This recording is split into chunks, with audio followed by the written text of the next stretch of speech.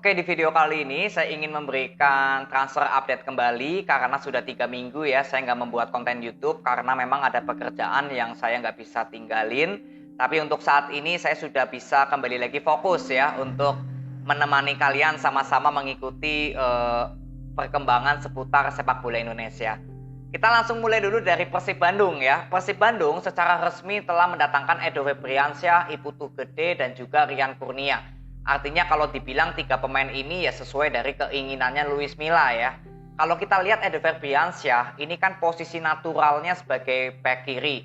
Yang artinya di back kiri dari Persib ini kan ada Sato ya. Walaupun Sato juga bisa bermain di back tengah. Tapi artinya untuk back kiri dari Persib Bandung ini artinya Sato dengan Edo Febriansyah akan melakukan persaingan.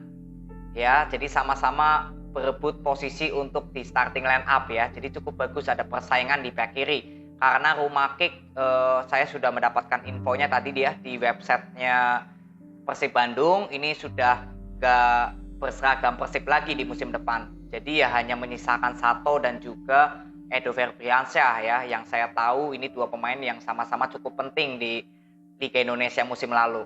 Ya, jadi ini pembelian yang cukup bagus untuk Persib Bandung. Lalu di sayap kanan ini ada Iputu Gede ya. Dan di sayap kanan kita tahu ada Hen yang penampilannya juga cukup bagus ya. Saya kira ini Hen dengan Iputu ini sama-sama bermain bagus. Jadi ya siapakah yang akan menjadi starting line up atau pemain inti di bek kanannya Persib ya ini kita akan nantikan. Karena kalau dilihat ini bek kanan dari Persib Bandung pun juga cukup kuat ya, pemain inti dan cadangannya nanti sama seperti bek kiri. Ya, ini dari Persib Bandung nih pembelian yang cukup bagus. Lalu Rian Kurnia ini juga pemain yang saya pernah bilang di Arema FC saat masih dilatih oleh Alfredo Vera ya kalau nggak salah itu bermain cukup bagus. Di bawah dari Javier Roca juga sempat bermain cukup baik. Hanya saja ketika pindah ke Persikabo memang penampilan Rian Kurnia nggak terlalu terlihat karena memang kalau yang saya lihat ya cara permainan Persikabo ini belum terlalu terbentuk skemanya, sistemnya. Jadi mungkin potensi yang dimiliki dari Rian Kurnia ini nggak bisa lepas, nggak bisa menunjukkan kualitasnya. Ya padahal ini saya pernah melihat permainannya di Arema ini cukup bagus Rian Kurnia. Jadi semoga di Persib Bandung ya Rian Kurnia bisa menemukan permainannya lagi. Ya, ini juga pemain yang diinginkan oleh Luis Milla. Jadi kalau dilihat di sektor sayap penyerangan dari Persib Bandung, ini cukup banyak opsi ya untuk Luis Milla. Tapi yang saya harapkan, menurut saya ya, PR utama Persib Bandung yaitu pada saat membuild up serangan atau membuat serangan. Ini yang saya kira masih menjadi PR. Kalau berbicara pemain sayap dan pemain belakang, ini Persib Bandung sudah cukup bagus semua. Dari kiper juga bagus, DDS juga sebagai pemain depan cukup bagus. Hanya tinggal di pemain tengah ini yang menjadi sorotan saya. Ya, tapi di sini Abdul Aziz dan juga Deddy Kusnandar ini resmi diperpanjang. Ini 2 pemain yang menurut saya cukup vital permainannya di lini tengahnya Persib.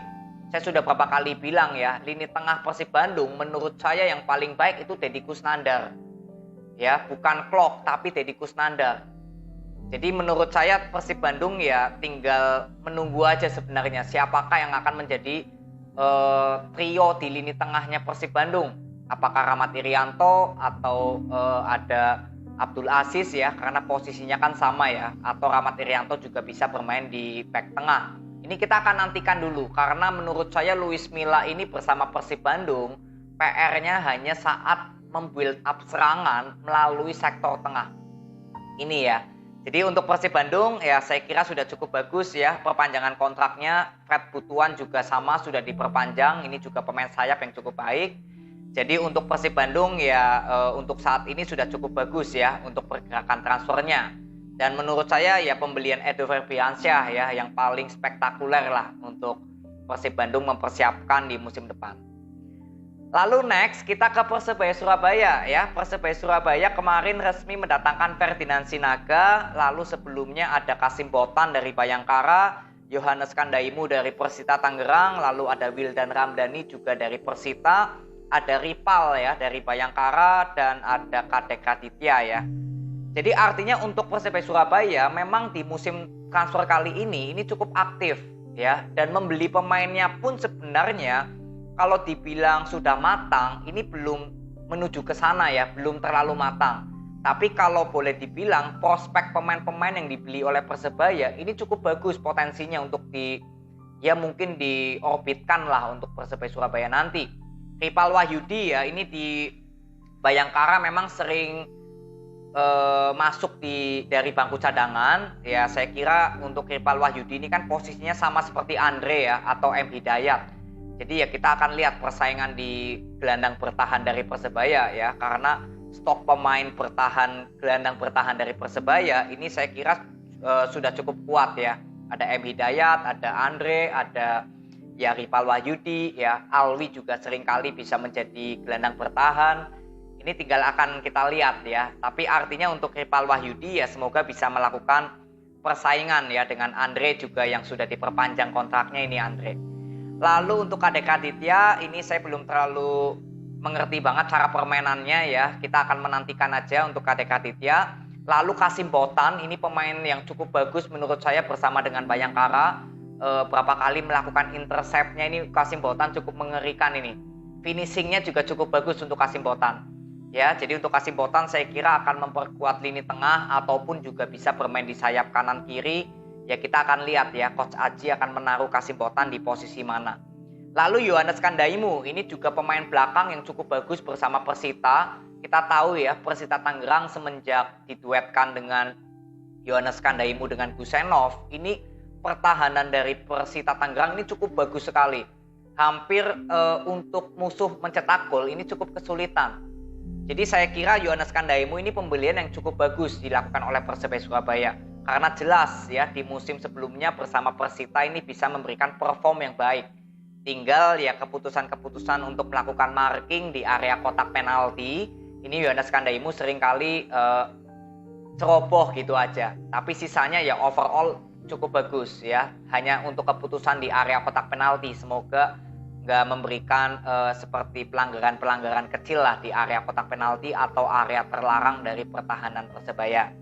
Lalu Wildan Ramdhani ini juga sama di Persita Tangerang ini sebagai pemain ya seringkali ditaruh sebagai starting line up, berapa kali juga bermain dari bangku cadangan.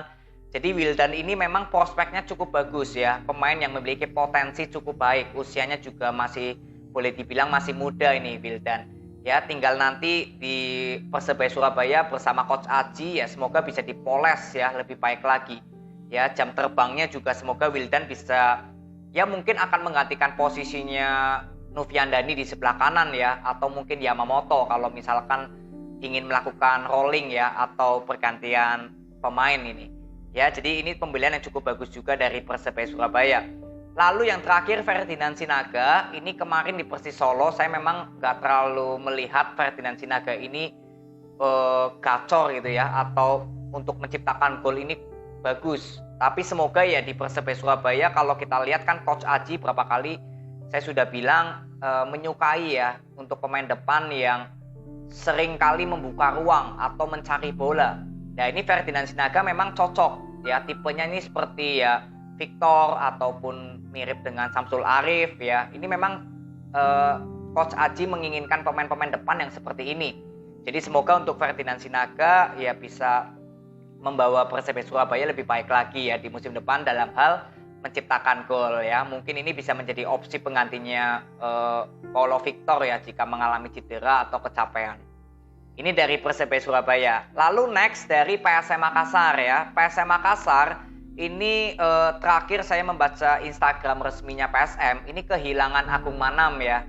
Jadi kalau saya pernah bilang di video sebelum ini ya kalau nggak salah, saya mengatakan bahwa sektor kiri ya atau pemain belakang dari PSM Makassar di areanya Agung Manam ya, karena kan PSM ini kalau bermain di area pertahanan hanya ada 3 ya, Erwin di kanan, Yuran di tengah, dan Agung Manam di kiri.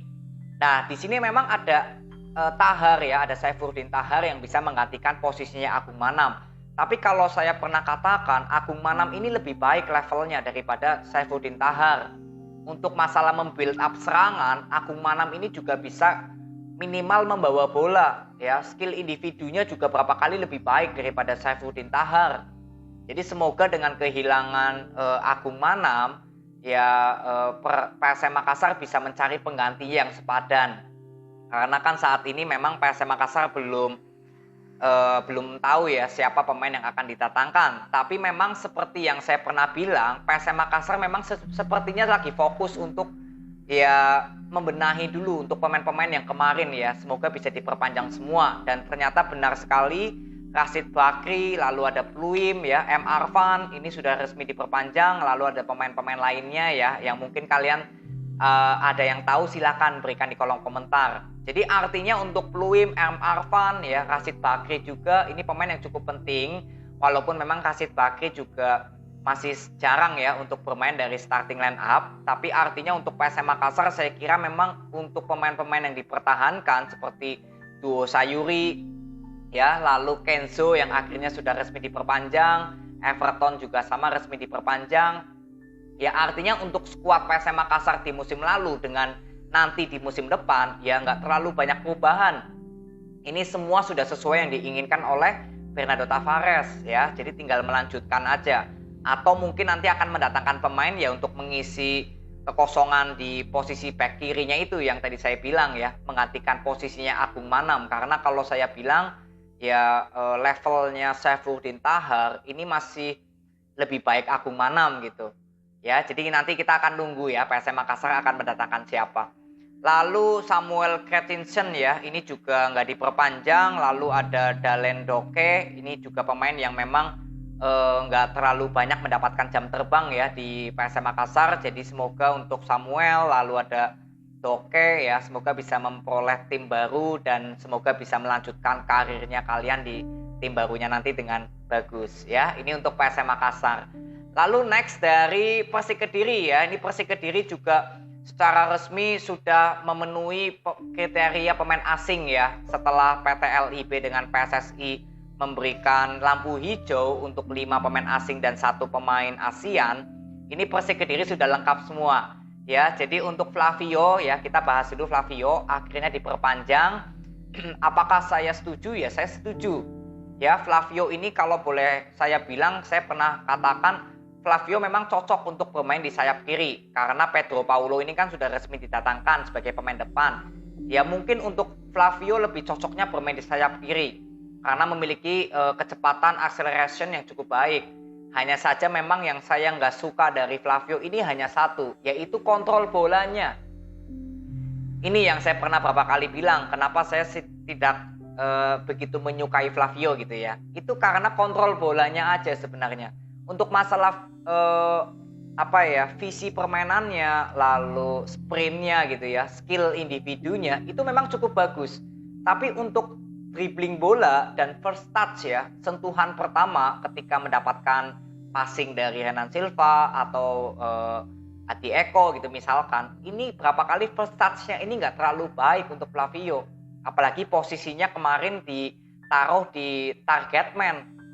Jadi kalau menurut saya lebih baik ya Flavio digeser ke kiri ya, dan Pedro Paulo di depan ya, mungkin kanan ada Hamdi atau Abioso atau Pahabol ya, ini juga bisa ya. Lalu ada Supriyadi, ini juga resmi didatangkan dari Persebaya Surabaya ke Persik Kediri. Ini Supriyadi juga memang belum terlalu bisa konsisten bermainnya dengan Persebaya, tapi kalau dilihat ya potensi dari Supriyadi ini ada untuk kedepannya cukup bagus ya. Jadi semoga di Persik Kediri Supriyadi bisa menemukan permainannya lagi saat bersama dengan Persebaya.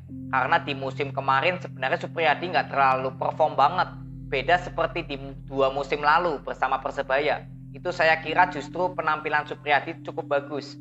Ya, jadi semoga di Persik Kediri ya Supriyadi bisa mengulang lagi ya prestasinya, performnya, bisa membawa Persik Kediri di sayap kanan lebih tajam lagi. Lalu untuk rumor ya, ini masih rumor, Samsul Arif katanya mau ke Persik Kediri ya. Ini kita akan tunggu aja karena ya saya kira usianya juga nggak lagi muda ya untuk Samsul Arif. Walaupun memiliki kecepatan, tapi ya berbicara usia ya kita nggak bisa dibohongi juga dengan usia ini ya, pastinya stamina menurun, skill individu menurun ya, lalu ya mungkin untuk visi ya mungkin tetap bertahan cukup bagus untuk Samsul Arif, tapi selebihnya ya kita tinggal tunggu ya karena masalah usia aja. Lalu sisanya ada Simon Lingbo ya. Ini kalau nggak salah pemain Filipina yang kalau nggak salah ini posisinya bek kanan. Nah ini salah satu pemain bek kanan ya yang saya kira Persik Kediri juga harus bisa mencari penggantinya Agil. Karena saya bilang Agil ini butuh persaingan di sektor kanan. Ya, jadi semoga Simon Lingbo jika benar posisinya sebagai bek kanan, ya artinya bisa melakukan persaingan dengan Agil. Dan Agil tentunya nggak merasa bahwa performnya ini sudah mentok. Tapi dengan kedatangan Lingbo, ya semoga Agil ini bisa lebih meningkatkan lagi performnya. Ya, ini yang saya inginkan dari bek kanan dari Persik Kediri. Ya, lalu sisanya memang tidak ada lagi ya. Kita masih menunggu aja untuk kabar selanjutnya dari Persik Kediri ya. Tapi kabarnya memang ada beberapa pemain yang didatangkan ya yang masih usianya muda ke Persik Kediri. Ya, saya sudah baca-baca di Instagram resminya Persik Kediri. Ya, semoga ini juga bisa menjadi memperkuat pemain cadangan dulu. Ya, dimulai dari pemain cadangan dulu nih, pemain-pemain yang mungkin saya nggak terlalu mengerti nama-namanya gitu ya. Saya nggak mengikuti lah performnya bagaimana dengan tim sebelumnya. Ya, jadi ini dari Persik Kediri. Jadi hanya ini saja ya berita mengenai transfer update yang saya bisa bahas.